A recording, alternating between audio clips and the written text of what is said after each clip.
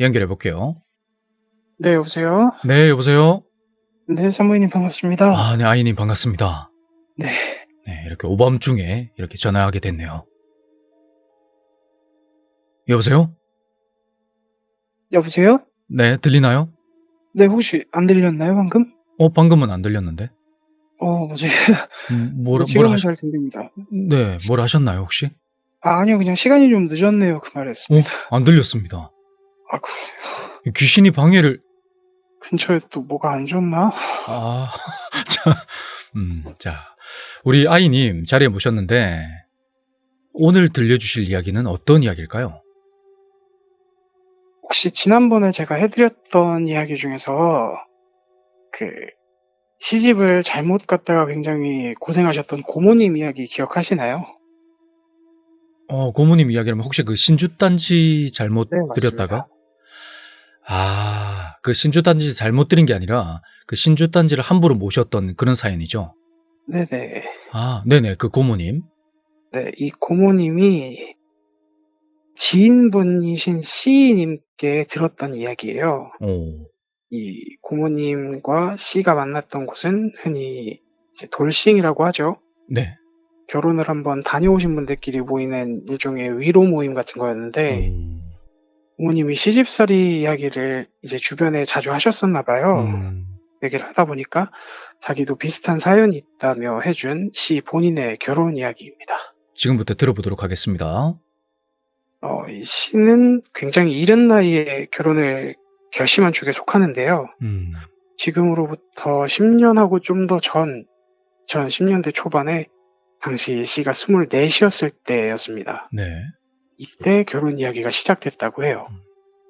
아직 대학도 다니고 있던 와중이었는데 당시 학비를 벌려고 다니던 패밀리 레스토랑의 점주한테서 혹시 결혼을 전제로 사귀어 보지 않겠느냐는 고백을 받았었대요. 네. 나이 차이가 지금 생각해도 좀 너무 많은 11살 차이. 음.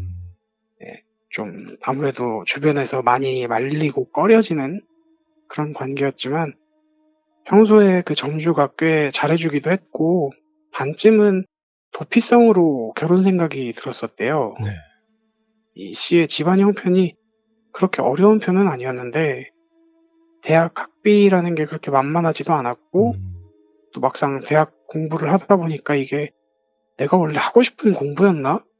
이게 맞나? 싶었다고 해요. 음. 어렸을 적부터 꿈이긴 했는데 파고들면 파고들수록 이게 내 길이 아닌 것 같았다고 합니다. 음. 그렇다고 기껏 다니던 대학을 그런 이유만으로 그만둘 수도 없고 그렇다고 이 업계로 계속 나갈 자신도 없고 그러던 와중에 고백을 받으니까 어라 싶었던 거죠. 네. 이대로 결혼을 하면 주변에 할 말도 생기고 또 뭐랄까 자기 자신한테 면죄부를 줄 수 있게 되잖아요. 어차피 딱히 큰 꿈도 없겠다. 언젠가는 결혼해서 전업주부로 살 텐데 차라리 일찌감치 해버리는 게 나을 수도 있겠다. 그런 생각이었죠. 네. 이 C양의 부모님은 11살 차이의 남자친구라니까 좀 떨떠름해 하셨대요. 원래 평소에도 C가 하려는 일에 크게 터치는 않으셨는데 뭐랄까 부모된 마음이 그렇잖아요, 아무래도. 다만 그래도 의외로 쉽게 승낙을 받을 수 있었대요. 네. 남자 쪽, 그 점주 쪽의 부모님은 뭐 오히려 군말을 엉키는커녕 쌍수를 들고 환영하는 분위기였고요.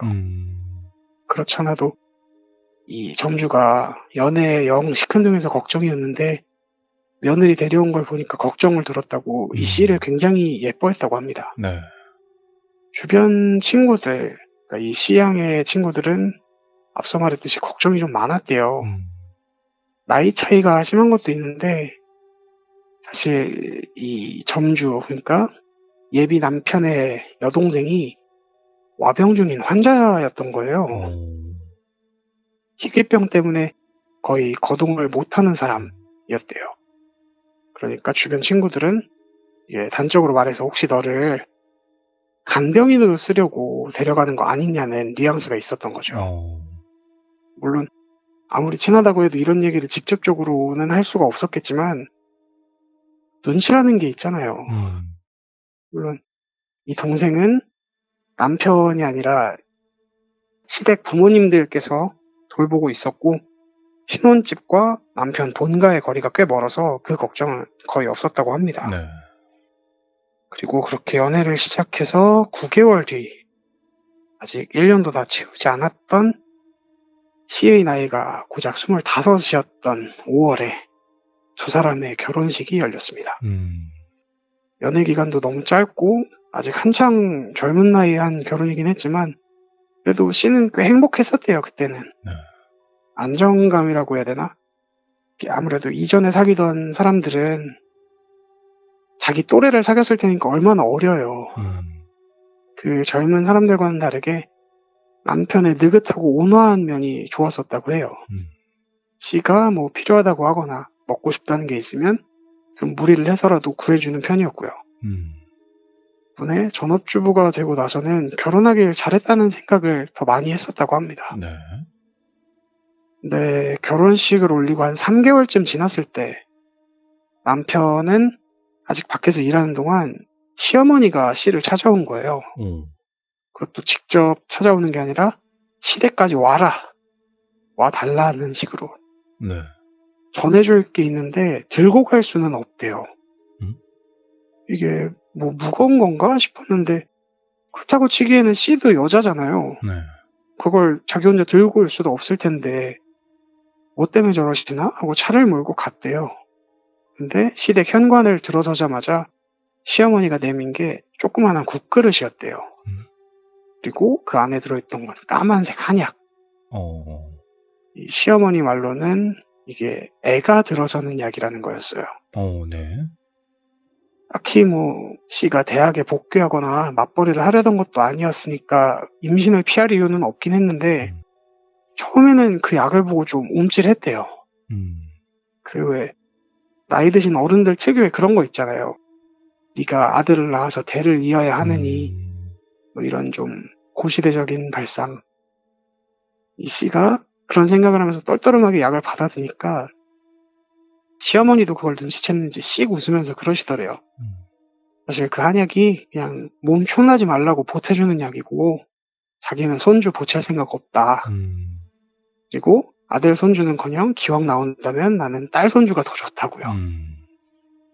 이게 무례한 생각을 했다는 게 들키고 나니까 C는 괜히 좀 민망해져서 그 자리에서 약을 바로 쭉 들이켰다고 합니다. 네. 한약치고는 조금 뭐랄까 들큰하면서도 비릿한 게 좀 특이한 맛이었대요. 근데 좀 이상했던 건 사실 한약이란 게 보통 이렇게 네모난 종이 케이스에 팩으로 된 걸 잔뜩 넣어서 주잖아요. 그쵸. 주실 거면 이걸 그냥 그대로 주시면 되지. 굳이 이렇게 끓여서 또 오라고 해서까지 여기서 먹어야 했던 이유가 뭘까?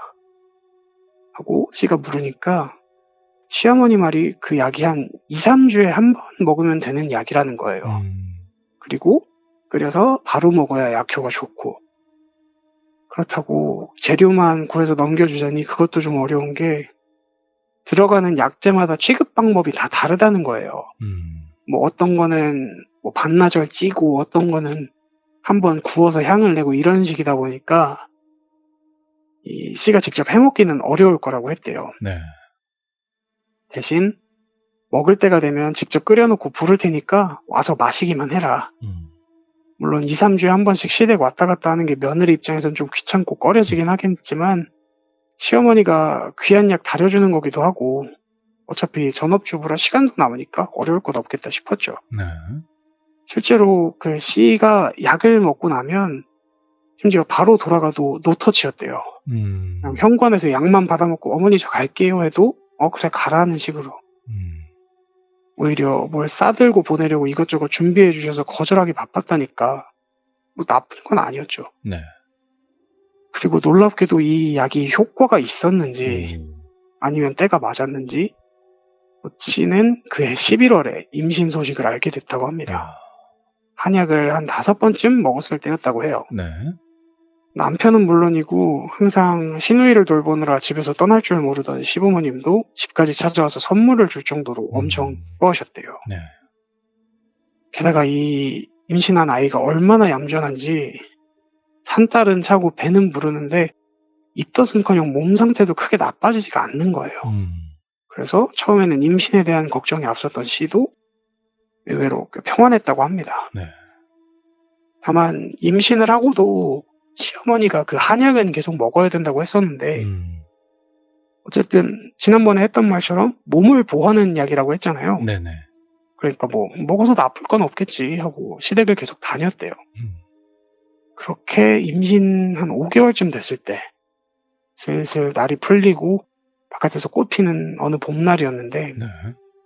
그날도 시댁에서 호출이 와서 약을 먹으러 갔는데 그날따라 도착하고 보니까 시댁이 엄청 소란스러운 거예요.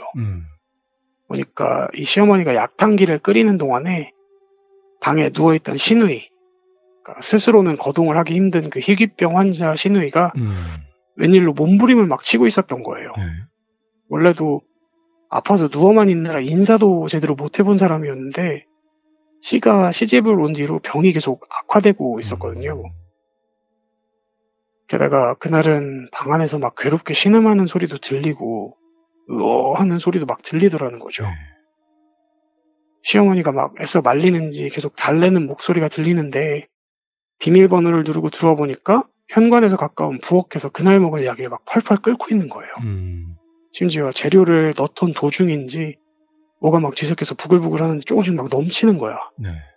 아, 이거 이러다 불나겠다 싶어서 씨가 인사도 하기 전에 서둘러 가스레인지로 다가간 그때 불을 줄이려고 밸브에 손을 대는데 뭐가 눈에 좀 확 띄더래요. 네.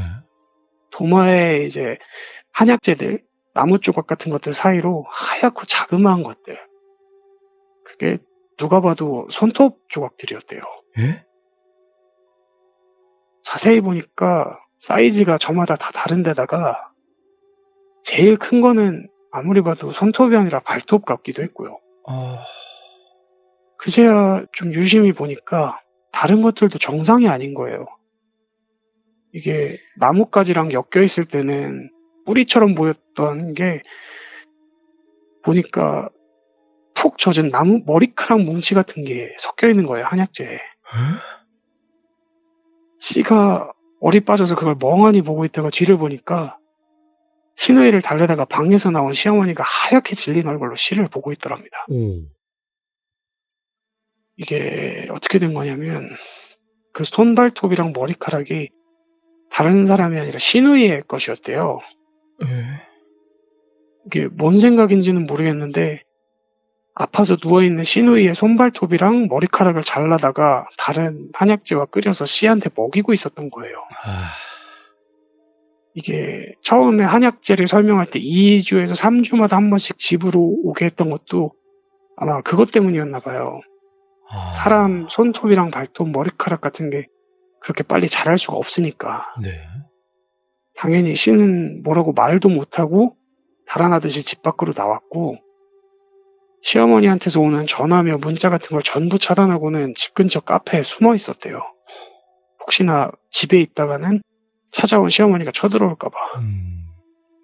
이후에 퇴근한 남편한테 전후 사정을 말하니까 남편도 무지하게 놀래더래요. 그렇죠. 차라리 이런 얘기에 을에 나오는 시어머니들 마냥 평소에 무당집을 막 제 집처럼 드나드는 그런 사람이었으면 모르겠는데 씨의 시어머니는 근처 교회에서 권사까지 하고 있던 분이었거든요. 당연히 그런 미신 같은 거는 죄악시하는 입장이시기도 했고요. 이후에 마찬가지로 퇴근한 시아버지와도 얘기를 해봤지만 그분도 아무것도 모르기는 매한가지였다고 합니다. 왜 그랬는지 그게 무슨 의미가 있는 행동이었는지 알고 있는 건 시어머니 뿐이었지만 정작 본인은 입을 열지 않으셨고요. 이 일로 시댁과 사이가 멀어진 건 물론이고 일이 있고 일주일쯤 지났을 때 한밤중에 갑자기 배가 아파서 병원을 찾아가 보니까 유산 소식까지 듣게 됐습니다. 그렇잖아도 생전 처음 당한 기괴한 일 때문에 심신이 상해있던 씨는 결국 그걸 계기로 남편에게 이혼을 요구했고요. 물론 남편은 뭐 내가 어머니 말려보겠다 이런 식으로 극구 말렸지만 아무리 그래도 내가 저런 시어머니 밑에서 결혼 생활을 할 자신이 없다고 하니까 별 수 없이 시를 놔줬다고 합니다. 결혼 전에 대학을 마치지도 못했고 특별히 직장 생활을 하던 것도 아니라 이유가 좀 불안하긴 했지만 다행히 지금은 작은 회사의 경리로 취직해서 생활하고 있는 시는 지금 생각해봐도 시어머니가 왜 그랬는지를 알 수가 없대요. 그렇죠. 본인도 마음에 걸려서 인터넷 같은 데에 막 찾아봤나 봐요. 사람한테 손톱, 발톱, 머리카락을 다려서 먹이는 행위를. 근데 아무리 찾아봐도 비슷한 얘기도 없는 거예요. 다만 이제 그런 말이 있죠. 병수 안에 효자 없다고. 그러니까 너무 오랫동안 시누이 병수발을 들다가 좀 안 좋은 방향으로 생각이 미치신 게 아닐까. 그런 생각은 하게 됐다고 합니다. 아니면 뭐랄까 어떤 식으로든 자기 딸의 병을 며느리한테 떠넘기려던 건가 싶기도 했고요. 이 얘기를 쭉 정리하면서 저는 좀 다른 생각도 해봤어요. 어떤? 그 흔히 손발톱 하면 떠오르는 게 옛날 이야기 중에서 옹고집전 있잖아요. 네네. 그러니까 손톱을 먹이고 뭐 머리카락을 먹이고 했던 게 아파서 누워있는 시누이를 시의 뱃속에다가 옮기려던 건 아닐까. 이게 환생이라고 하면 좀 너무 거창하고 어쨌든 약을 먹는 동안 점점 시누이가 안 좋아졌다는 것도 하필 약을 끊고 얼마 안 가서 유산을 했다는 것도 좀 의미심장하더라고요, 굉장히. 물론 스트레스가 심하니까 있을 법한 일이긴 했지만 아무래도 뭐 결국은 그 시어머니한테 말을 듣지 않는 이상 정확한 진실은 알 수가 없게 된 거죠. 그런 이야기였습니다. 야, 오늘 이야기는 진짜 예상치 못한 전개였어요. 이게 한약이라는 게 물론 내용물을 일일이 알아보기가 어렵다는 점이 좀 의외로 타격이 있었던 것 같아요. 반전이라고 해야 되나? 그렇죠. 네. 그래서 제가 궁금한 게 만약에 그 약을 계속 먹었더라면 어땠을지. 그게 저도 한번 생각을 해봤거든요. 네. 아까 말했던 그 환생 얘기도 그렇고 아니면은 그 씨가 직접 본인이 생각했다던 병 떠넘기기도 그렇고 계속 생각을 해봤는데 이런 이야기를 수집하는 입장에서 생각했을 때 제일 무서운 결론은 아무 일도 일어나지 않는 것 같았어요. 뭐죠? 그러니까 그 약을 아무리 먹어도 아무 일도 일어나지 않는다는 게 그 시어머니를 어떤 식으로 폭발시킬지 알 수가 없으니까. 또 다른 이상한 방법을 썼을 수도 있다. 네, 더 끔찍한 짓을 했을 수도 있겠다 싶더라고요. 그건 진짜 알 수 없는 거죠. 네. 이미 미쳐버린 것 같거든요. 제가 생각해도 제정신은 아닌 것 같긴 해요. 근데 진짜 그런 일을 겪고 어떻게 버텼는지 상상이 안 되는데, 물론 지금은 벗어나셨지만, 네. 근데 그 이야기 중에 있잖아요. 네네. 시누이가 좋아지지 않았단 말이에요. 그쵸. 점점 나빠졌죠. 네, 그게 좀 의외였는데, 보통은 그런 어떤 주술이라고 하면 이 시님이 약을 계속 먹었을 때 이 시누이가 건강이 좋아져야지 어떤 그 흐름이 맞잖아요. 네, 그게 저도 좀 의문이긴 한데, 그러니까 솔직히 말하면 오컬트적인 걸 거의 안 믿는 입장에서 그게 아무리 뭔가 주술적인 의미가 있다고 한들 요즘 세상에 그게 되겠더냐 싶은 거죠. 결국은 아무 쓸데없는 노력이었다는 게. 근데 지금 채팅창에 네. 아주 소름 돋는 채팅이 나왔는데, 어떤 걸까요? 똥이 아닌 게 이거 아니고요. 잠깐만요. 제가 잘못 봤는데, 그 티모님이 네. 방금 그 말씀을 하시고 다른 말씀을 하셨는데, 딸 빨리 죽이기였나? 이거는 반전이다. 오히려 딸을 살리려 했던 게 아니라 그런 주술을 통해서 아. 딸을 빨리 죽이려고 했던? 좀 더 안 좋은 영향을 끼치려고 했던 우와.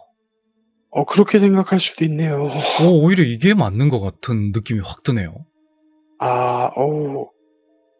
그러니까 자기 손으로 죽이기에는 자기 자식이니까 도저히 안 간접적인 되겠고 방법으로. 다른 사람의 어떤 손을 빌려서?